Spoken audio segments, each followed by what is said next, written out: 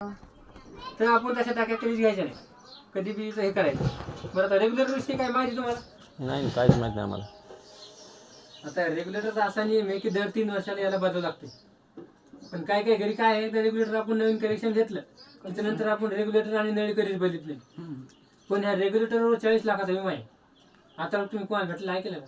नाही ना. कारण भेटतच नाही, कारण आपण त्या नियमात बसत नाहीत ना. कारण हे रेग्युलेटर आपण दर 3 वर्षाला बदलून घेतलेलं पाहिजे, रेग्युलेटर आणि पाईप. त्याच्याकडे असं कधी बी एजन्सीवाल्याकडेच बदलायचं. तुम्हाला बाहेर फुकट जरी दिलं तरी तुम्ही बाहेर बदलायचं नाही. कारण एजन्सीवाल्याच म्हणजे एजन्सीला जुनं बदल जमा करायचं आणि तिथेच बदलायचं रेग्युलेटर आणि नळी. बाहेर कधीच बदलायचं नाही. नळी तरी समजा बाहेर कधीच चालते, पण रेग्युलेटर कधीच बाहेर घ्यायचं नाही.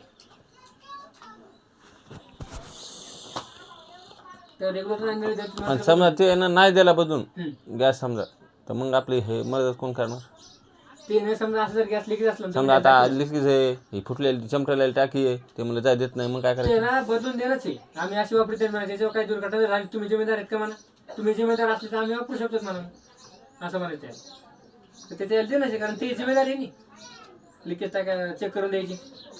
पण होता तर आपणच चेक करून घ्यायची सुरुवातीला. ते आलं लक्षात, पण एखाद्या बरं ते आडमुटपणा करतात ना देणारे. करतात तर मग आपल्याला पुस्तक हेल्पलाईन नंबर आहे ना, त्याच्यावर केलं की होते ना बरोबर. कॉल करू शकतो आपण, कारण आपला अधिकार आहे. आपण त्याला पैसे द्यायला ना, तर तक्रार करू शकतो. ते हेल्प किती टायमात होती? पूर्ण 24 तास लागतात का? हो, 24 तास जात तुम्हाला कॉलेज.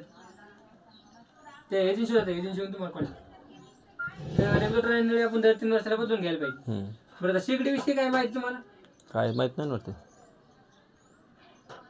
आता शेगडीचं कसं असतंय, बरं लागत नाही गॅस बंद चालू करणार. गॅस का म्हणजे समजा बर्नर मध्ये हे बर्नर जमलं असं, बर्नर जर जमलं तर हे रेग्युलेटर 660 स्पीडने गॅस बाहेर सोडते. म्हणजे एवढ्या स्पीडने जर गॅस बाहेर सोडला आणि बर्नर जर बंद पडलं तर तुमचा गॅस बाकीच्या लिकेज मधून वाया जातो. ह्या लिकेज मधून खालून रॉड असे त्याला लिकेज असते. बरं, समजा चहा दूध उतू तुम्ही याला कसं घासता बरं? कसं घासतात? ते नाही भिजू देत पाण्यानं हे मग ती भिजत नाही तर ठीक आहे. पण काय काय महिला काय करायचं, निर्माच्या साबणाचे पाणी वरून टाकतात डायरेक्ट, जसं भांड्यावर टाकतो तसं.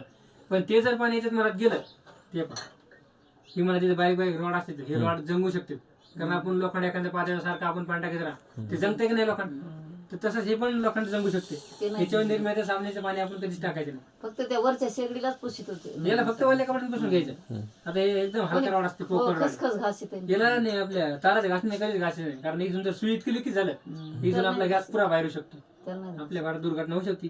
त्याच्यामुळे आपण याच्यावर कधीच निर्माचं साबणाचं पाणी टाकायचं नाही. याला फक्त आपण वल्ल्या कपड्याने सुती पुसून घ्यायचं आणि बस.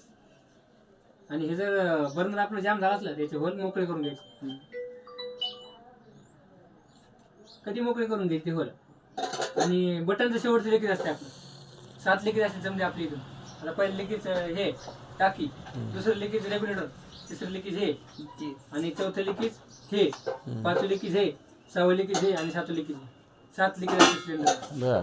म्हणजे याच्यातलं एक जरी लिकेज घडला तरी आपल्या घरात दुर्घटना होऊ शकते. त्याच्यामुळे आपण या 7 लिकेजची काळजी घ्यायलाच पाहिजे. शेवटची लिकेज आपलं बटनचं. आता हे बटन जर आपलं फिरत नसलं त्याला बळजबरी कधीच फिरवायचा प्रयत्न करायचा. कारण हे जर आपण बळजबरी कधी फिरलं ना, आणि हे जर मोडलं नाही, इथे लॅग डायरेक्ट इथे लागू शकते. आणि रॉड नको रॉड नाही लॅग आपल्या अंगावर येऊ शकते. अरे बाप, काय ते ऐकाय बळजबरी बटन फिरू नका माहिती. आता हे बटन कसं असते, त्याच्यात आपण स्वयंपाक करताना हे जाते, पाणी जाते, एखाद्या पीठ पडतंय, काही चटणी मसाला, तर ते काय होते जमते. आणि ते जंगल्यामुळे असं फिरत नाही जंगल्यामुळे. मग जर फिरत नसलं तर एका महिन्याने काय केलं, लाईनची पकड घेतली, फिरत नव्हतं म्हणून. याला जसं फिरत होतं ते मोल्डच्या नंतर काय झालं, इथे लागली इथे डायरेक्ट महिन्याच्या अंगावर 80% महिन्या जागेवर जळले. 80% महिन्या जळायला वाटते का? नाही. त्याच्यामुळे हे बटन जर बळजबरी फिरायचा प्रयत्न करायचा नाही तरीच हे फक्त 10 ते 20 रुपयाचं बटन आहे, कधी आपण बदलून घ्यायचं. शेगडीची सर्व्हिसिंग दर 6 महिन्यात करून घ्यायची. बंद करायचं फिरून पाच शेगडीची सर्व्हिसिंग आपण दर 6 महिन्यात करूनच घ्यायला पाहिजे. ते पाणी असं चिरले चालतं रे, ते बदलून घ्यायचे. त्याला दर 3 वर्ष त्याची एक्सपायरी डेट असते. झाले असते ना 3 वर्ष. चिकट टेपला असते गॅसवर. ते म्हणते पण जर दुर्घटना झाली काय तर आपल्याच वापरायचं गॅस. त्याचं काही म्हणायचं काम. पण आपण आपल्या घरात पैसे द्यावं लागतात का त्याला याला बदलायचे? रेग्युलेटर बदलायचे. हे जुनं जमा करून काय थोडेफार घेतो 100-200 रुपये.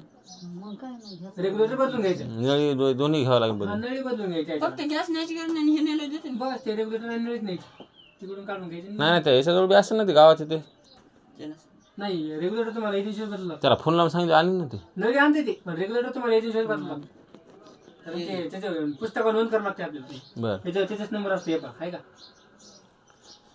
हे. त्याची एक्सपायरी बी असते का? हा याचे 3 वर्ष याची expiry असते. हा तर त्याच्याच नंबर आपल्याला गॅसच्या पुस्तकावर नोंद करून घ्यावं लागतंय ते जुना जमा करते मग याच्या विम्यामध्ये बसते का? हा विमामध्ये बसते ती. आपल्याला पाय बरं किती वर्ष झाली दर 3 वर्षाला बदलूनच घ्यायला पाहिजे रेग्युलेटर आणि दाखवते नवी पण अशी अशी सोनार